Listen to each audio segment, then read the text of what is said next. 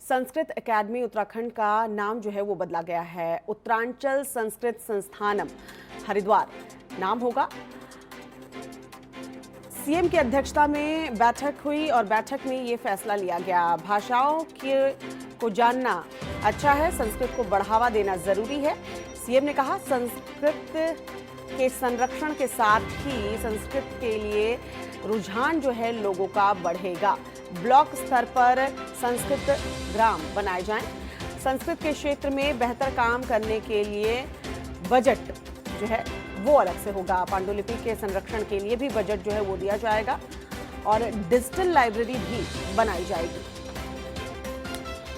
और हमारे bureau chief Pankaj Pawar इस वक्त हमारे साथ फोन लाइन पर जुड़ चुके हैं। पंकज, आज बैठक हुई, बैठक में जो निर्णय लिए गए हैं वाकई में कहीं ना कहीं कह सकते हैं कि जो भाषा खोती जा रही है उस पर अब फोकस है। लेकिन अगर उत्तराखंड में हम देखें तो इस भाषा को जिस तरीके से सरकार आगे बढ़ाने की कोशिश कर रही है, युवाओं में क्या उस तरीके से रुझान देखने को मिलता है संस्कृत को लेकर? बिल्कुल श्वेता, आपने बिल्कुल सही बात उठाई है। और सबसे बड़ी बात यह है कि सरकार ने भले ही संस्कृत विश्वविद्यालय यहाँ खोले हैं, लेकिन उसका बेहद अगर कहा जाए तो बहुत प्रचार प्रसार नहीं के बराबर रहा है।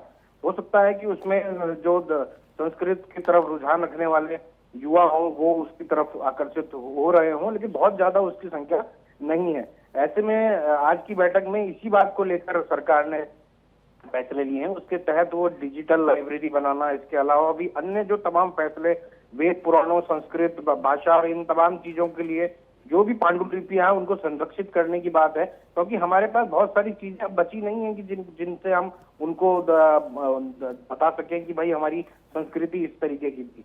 तो ऐसे में सरकार ने कहा है कि जो भी हमारे पास अब बचा हुआ है पांडुलिपि उसको हम डिजिटलाइज कर दें और उसके हम उसी तरीके से यूज करें ताकि आम जन जो आम पढ़ने वाला है वो उसको उस तरीके से पूरी किया उसको पढ़ सके और आने वाले समय में भी नहीं, अच्छी बात है पंकज। लेकिन पंकज एक बात समझना चाहेंगे उत्तराखंड के परिदृश्य के हिसाब से, जिस तरीके से एक तरफ सरकार ये कहती है कि उन पढ़ाई को पढ़ाना चाहिए, उन कोर्सेज को लाना चाहिए जिससे रोजगार उत्पन्न हो, युवा जो हैं वैसे कोर्सेज करें जिससे उन्हें रोजगार मिले, और दूसरी तरफ संस्कृत को बढ़ावा देना। ये एक भाषा है, अच्छी भाषा है और पढ़ना चाहिए, लेकिन रोजगार के मामले में अगर हम देख ले तो फिर आगे चल के युवाओं को रोजगार कैसे मिलेगा? एक तरफ आप ऐसे कोर्सेज को बढ़ावा देते हैं जो रोजगार उत्पन्न करे, दूसरी तरफ आप संस्कृत को बढ़ावा देने की बात कर रहे हैं। आगे इससे रोजगार कहाँ है? अब देखिए, अगर इसके आपने ये भी सही बात कही है, और अगर कहा जाए तो सरकार का मानना है जो वेद पार्टी हैं या फिर अन्य तमाम लोग हैं या फिर संस्कृत से जुड़े हुए जो तमाम लोग हैं उनको किस तरीके से रोजगार दिया जाए। और वर्तमान में तो शिक्षकों की भर्ती में भी जो संस्कृत के जो शिक्षक हैं उनके भी अभी पद खाली हैं।